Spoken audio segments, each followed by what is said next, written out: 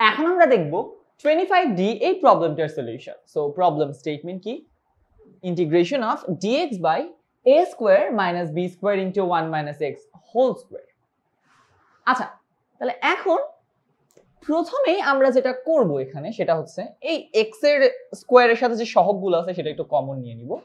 তাহলে থাকে হচ্ছে dx বাই রুট ওভার, আমি যদি এখান থেকে b স্কয়ার কমন নিই তাহলে থাকে হচ্ছে, সেকেন্ড ব্র্যাকেট দেওয়া উচিত আমার, তাহলে a square by b square, a square by b square minus এখান থেকে b স্কয়ার চলে গেলে just 1 minus x whole square. এখন 1 মাইনাস x হোল স্কয়ার যেটা আছে সেটা কিন্তু আমরা চাইলে x মাইনাস 1 হোল স্কয়ারও লিখতে পারি। সো একই জিনিস অ্যাকচুয়ালি, দুইটা সেম।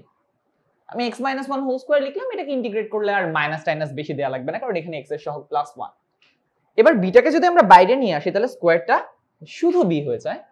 সো আমি একবারে বিটাকে বাইরে নিয়ে এসে 1 বাই b লিখে দিচ্ছি, dx by root over a by b whole square minus x minus 1 whole square. তাহলে dx by root over a square minus x স্কয়ারের ফর্মুলা আমরা কিভাবে করব? Sine inverse x by a, অর্থাৎ x মাইনাস 1, এবং এটাতে যদি ভাগ করি তাহলে b উপরে চলে আসবে, a x মাইনাস a কেন লিখলাম, x মাইনাস 1, এবং এটাতে যদি আমরা ভাগ করি তাহলে b চলে আসবে উপরে এবং a চলে আসবে নিচে। তো b by a plus c। So আমরা যদি এখন গুণ করি, গুণ করতে পারি, bx minus b by a plus c হয়ে যাবে। এন্ড এটাই হচ্ছে আমাদের এই প্রবলেমের সলিউশন।